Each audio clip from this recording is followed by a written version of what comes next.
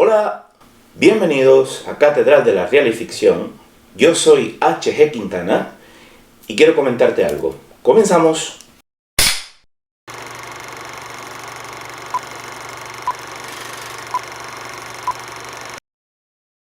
Hola y bienvenido. Cuando me presento por primera vez frente a un grupo de estudiantes, entre las cuestiones que suelo aclarar es que soy antes novelista que profesor universitario. Un camino que suele ser a la inversa de la mayoría de los catedráticos que terminan escribiendo tras varios años de experiencia académica. Y esto tiene su importancia porque cuando analizo un texto de ficción, pesa antes mi visión como escritor que mis análisis teóricos sobre la literatura. Y realmente esto no es un asunto menor. En mi experiencia basculando entre ser autor de ficción y profesor universitario, uno de los problemas más comunes que suelo encontrarme tiene que ver con el abismo que suele separar a la llamada teoría literaria con otra enseñanza más destinada a la enseñanza práctica de los métodos para escribir ficción, y que a falta de un nombre más concreto pues se le suele llamar escritura creativa. Confieso, no me gusta ese apelativo porque me resulta reiterativo y poco fiable, pero se ha generalizado, todos lo entienden, así que yo me someto a él. ¿De qué hablamos cuando nos referimos a teoría literaria y a escritura creativa? Empiezo por lo evidente. Cuando hablamos de literatura y su estudio, nos enfrentamos a uno de los grandes dilemas para todo tipo de aprendizaje general y que pretende ser científico sobre cualquier materia. Y es la creación razonable de un marco de estudio, de una práctica que permita llegar a un criterio valorativo lo más cercano posible a la verdad. La verdad, ya de por sí un término polémico, a falta de unos criterios divinos que se nos escapan, a los que no podemos creer por fe, tenemos que asumirla en términos científicos. Pensemos cuando se rompen 98 botellas de cada 100 que tiramos al suelo, pues la verdad no es que el universo es cruel y despiadado con las botellas, que podría ser, pero no es la lógica, la verdad, sino que las botellas de vidrio son frágiles y se suelen romper si las tiramos al suelo. Por tanto, la verdad que debemos asumir a falta de otra más fiable es la creación metódica y práctica de un conjunto de pautas, de reglas o de principios teóricos. Yo prefiero el término principios teóricos.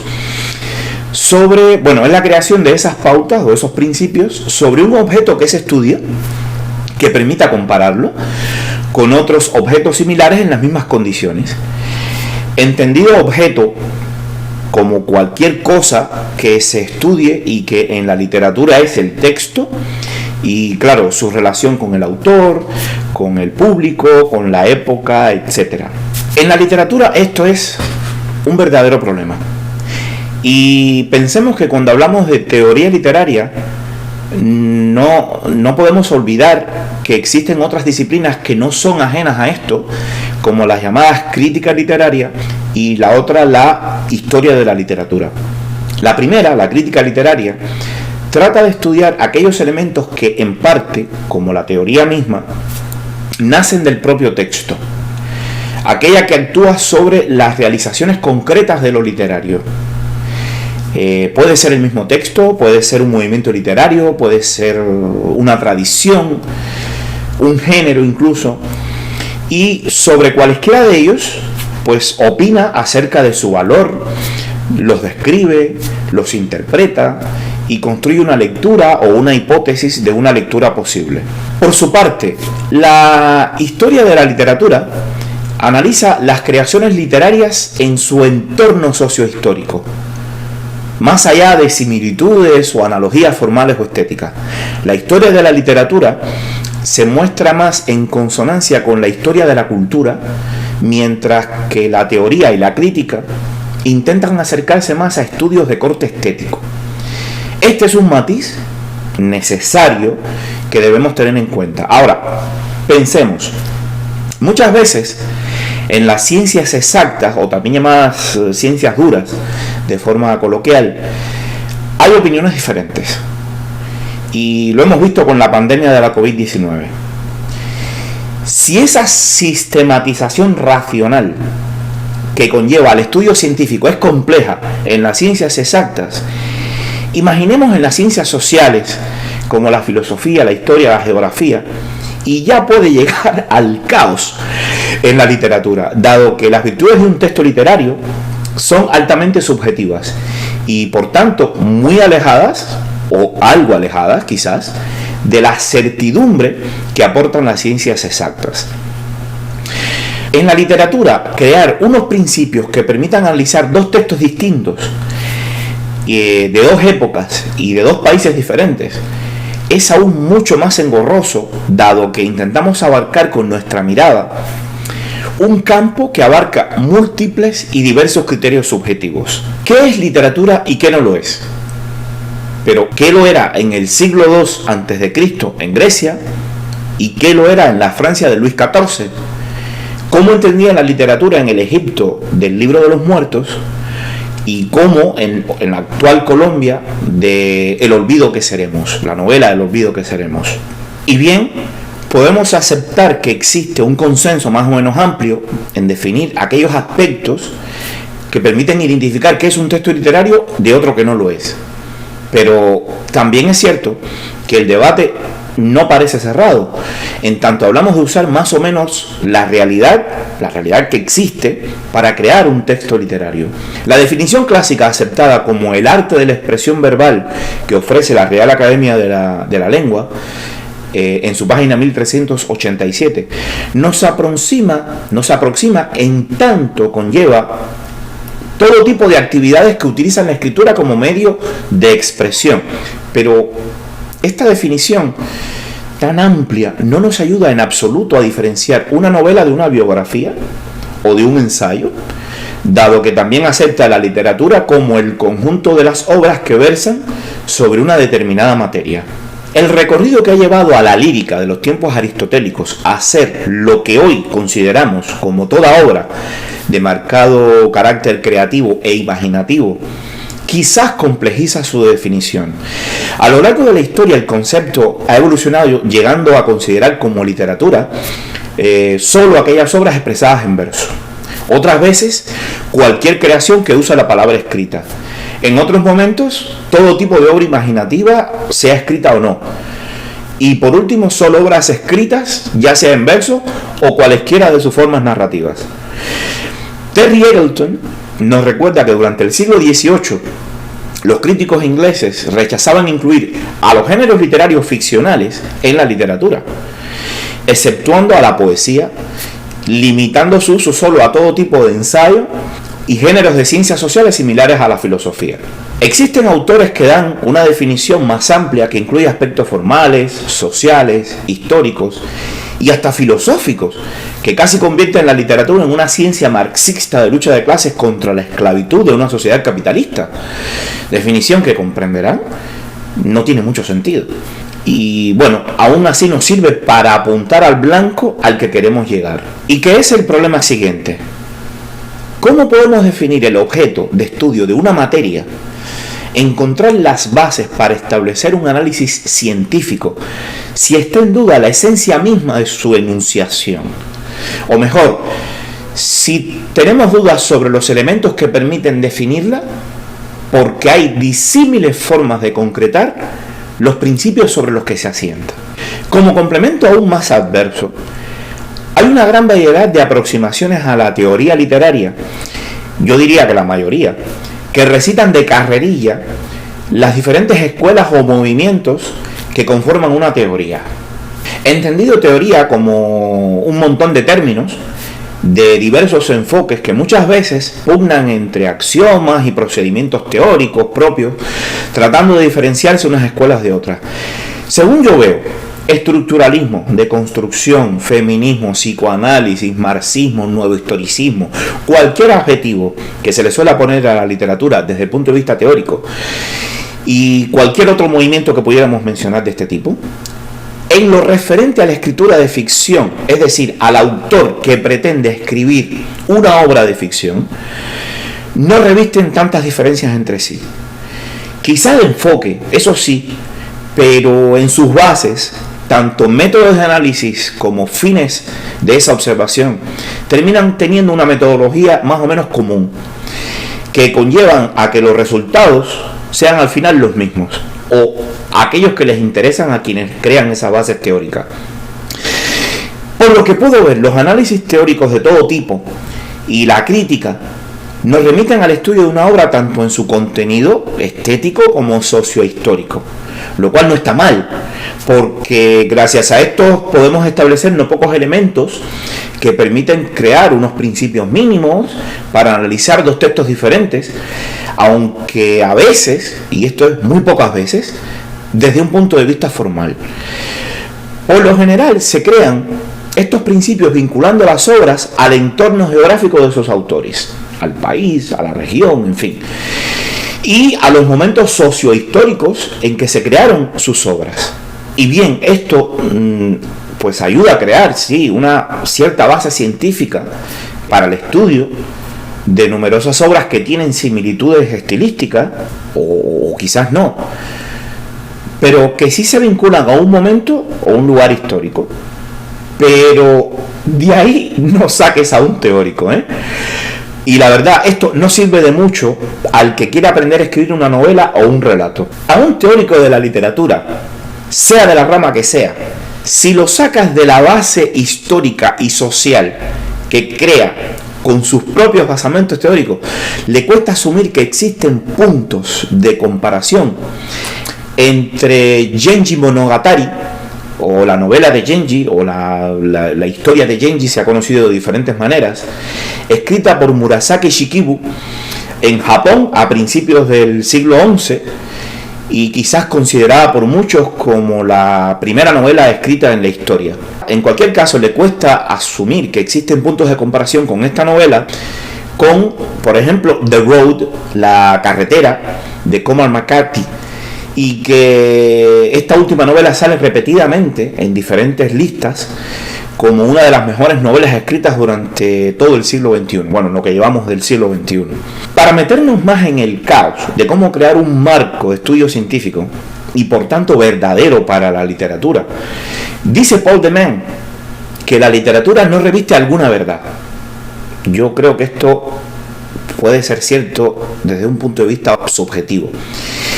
Y dice más Paul de Man que si fuera algo de verdad la literatura, la aceptamos solo como fuente fidedigna de información acerca de cosa alguna, excepto de su propio lenguaje. O también que el propio Terry Eagleton, considere que no hay absolutamente nada que constituye la esencia misma de la literatura. Y entonces, ¿qué nos podría ayudar a definir un marco teórico que sea científico y por tanto que se acerque a la verdad en la literatura? Yo acepto aquí la importancia de los estudios teóricos, no los voy a negar. Pero si quieres aprender a escribir novela o relato y tu tiempo es escaso, lo mejor es que no pierdas el tiempo con esto y te dediques directamente a leer novelas o aquellos libros que enseñan las técnicas concretas con las que están escritas estas novelas o estos relatos de ficción. No me malinterpreten, pero esto es una verdad que no se puede pasar por alto. La ficción desde la antigua Grecia, Mesopotamia o Egipto, pasando por toda Asia u Occidente hasta hoy, tienen como objetivo entretener a todos los que puedan y quieran leer.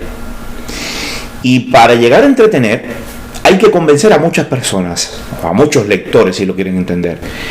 Y ya de paso, si se puede, transmitir una moraleja o un mensaje que pretende pues esa obra de ficción.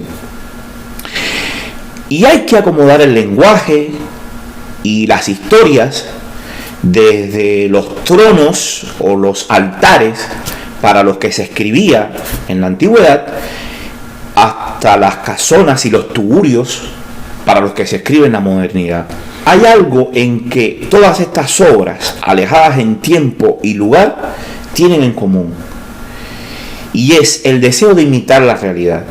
Aristóteles dejó expresado en la Poética, quizás uno de sus libros más conocidos, en el que probablemente sea el también primer libro de crítica y enseñanza de la ficción, el concepto de mímesis, es decir, imitación de la realidad, y que hoy se ha asentado para todos los que van más allá de escribir o crear cine para los amigos o la familia y que pretenden llegar al gran público. Mímesis como concepto de imitación es importantísimo. Si aceptamos esta premisa, podríamos entender la literatura narrativa, y aquí voy a dar un concepto, como toda obra imaginativa y o creativa que usa la palabra escrita y que subvierte la realidad y el lenguaje tradicional en aras de crear una ilusión de realidad. Es decir, toda aquella creación que toma como materia prima la realidad real y que utiliza el lenguaje alegórico, las figuras literarias, los recursos técnicos y principios funcionales para crear otra realidad diferente a la realidad real, es decir, para crear una realidad ficticia. Pero a ver, esta definición no salva que tú y yo tengamos criterios diferentes sobre una obra de ficción y que yo analice unos parámetros que a ti no te satisfacen, o que centres tu atención en una validez histórica de una obra literaria que a mí puede parecerme no útil. Podría parecer un debate innecesario, pero abordar estas premisas iniciales nos ayuda a comprender la dificultad a la que nos enfrentamos cuando intentamos o pretendemos acercarnos a la teoría de la literatura, y nos ayuda a los que escribimos a centrarnos en lo que realmente nos interesa. Para un autor que pretende escribir una novela, ¿le sirve de algo saber las condiciones en las que se crea su obra literaria? ¿Le preocupa el entorno, las influencias o los elementos intertextuales que la forman? ¿Le interesa analizar su calidad estética o el estilo concreto que permiten diferenciar su texto de otro autor? Pues no es obligatorio. Si lo sabes, mejor. Pero puedes estar escribiendo la mejor novela de tu generación o de tu siglo sin ser consciente de ello, o al contrario, tener toda esa información y creer que estás creando la mejor novela de la historia cuando estás creando una historia completamente prescindible. ¿Por qué? Pues quizás porque la creación es un misterio impredecible. Para escribir ficción, un creador se motiva de casi todo lo que existe. El que escribe sabe que lo más nimio y tonto puede excitar su creatividad. Un libro bueno provoca a reflexionar y a escribir esas reflexiones. Pero uno malo puede que también. Puede salir una novela de un comentario dicho al azar en una mesa entre conocidos o desconocidos, de las reacciones de la gente en una reunión fastidiosa, o el vuelo de una mosca en los excrementos. Un texto de ficción puede salir de la simple imagen de un espejo que se rompe, o de ver tu imagen distorsionada en él, de una frase que escuchas en una película, un comentario al azar que lees en una red social, de un adjetivo bien colocado tras un sustantivo insustancial, de un blog que apenas tiene visitas, una pancarta con errores, un grafiti que anuncia el fin del mundo o una historia de amor imposible. Mira, cualquier cosa minúscula e intrascendente puede revolucionar un cerebro y obligarlo a la creatividad. Y las herramientas que pueden ayudar a esa creatividad se pueden rastrear desde los tiempos en que la literatura era llamada lírica, épica y dramática, hasta en la última novela finalista del Premio Planeta. Y estas herramientas se aprenden y se enseñan más allá de las teorías que estudian el texto, que nace de usarlas o de su calidad estética o su validez histórica o social. Desde ese punto de vista, a un autor literario le llaman la atención aquellos recursos que a veces, teniendo en cuenta la teoría literaria y la crítica, no lo voy a negar, incluso a veces la historia de la literatura, no siempre se sirven de ella para su estudio, porque un autor aprovecha cierta esencia del propio texto y que viene dado por argumentos de tipo creativo, que le permite entender cómo se relacionan dos textos literarios desde su mismo nacimiento o incluso antes en su concepción.